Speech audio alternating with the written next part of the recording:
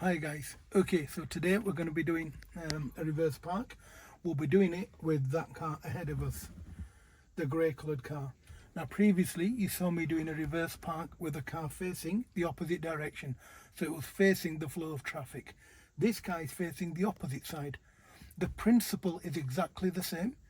So in terms of how we do the manoeuvre, exactly the same. We're going to go alongside the vehicle. Once the vehicle dissipates from our rear view camera in our left door mirror, we will then do a full lock to the left, bringing the front of the car out to the right. Once we've created a triangle between the car in front and our car, or a pizza slice, we then straighten the front wheels.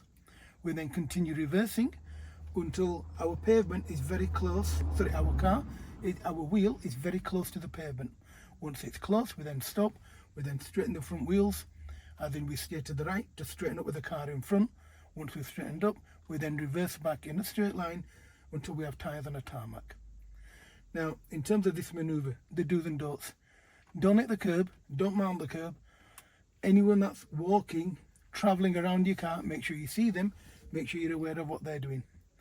Once a car is committed to going past you, you must let him go. If there's a pedestrian close to your car, let them go.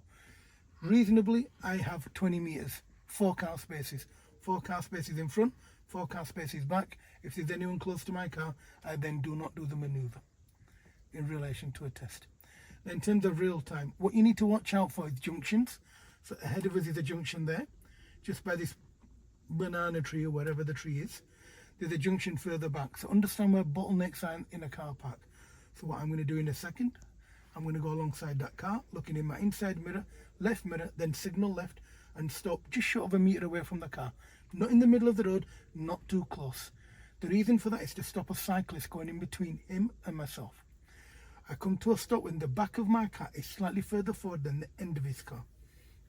I then stop, I look all the way around, make sure it's safe, I then engage reverse, then look around, continuously looking around as I'm reversing.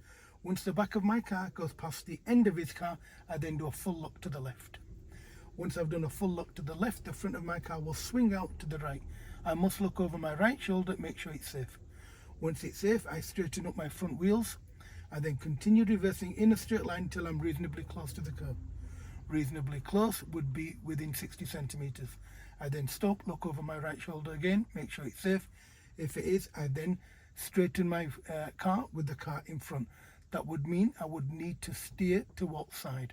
I'll let you decide, and if you can leave me a comment in the comments box, I will know whether you understand the manoeuvre. I then straighten my wheels, reverse back until I can see tyres on the tarmac. Once I can see that, I put my car in park, in neutral, handbrake up, take my feet away from the pedals and tell the examiner I've finished. Now let's say I've got this wrong. I can go back and fix it. It doesn't matter. You must remember that you must stop within 1 car space of the car in front. You mustn't go into car space 3 to finish.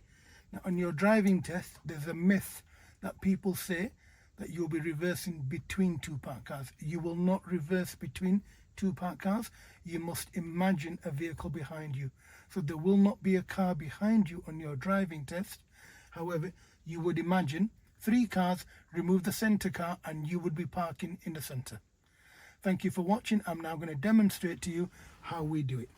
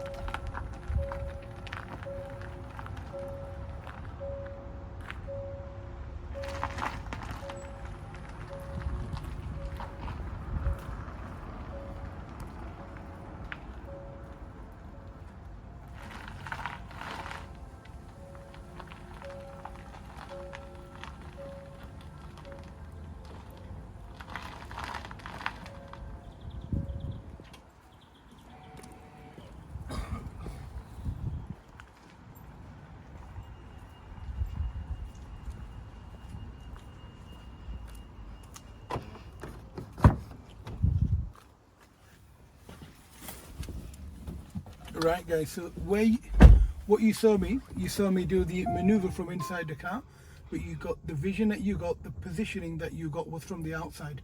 I'm now going to give you the inside of the vehicle.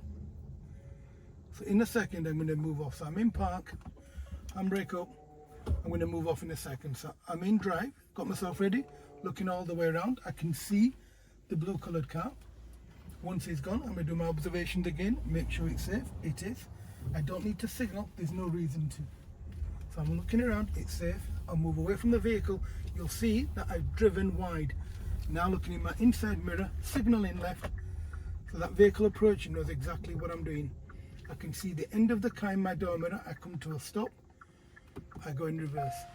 I'm not going to move. I'm going to let this car go past me if he has enough space.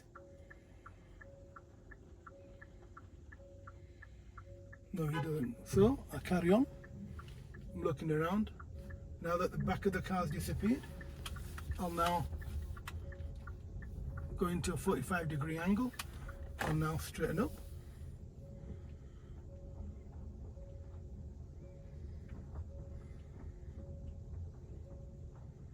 I'll now stop.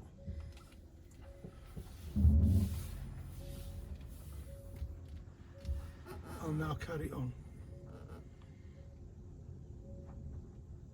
Once I'm straighten my front wheels and come to a stop here.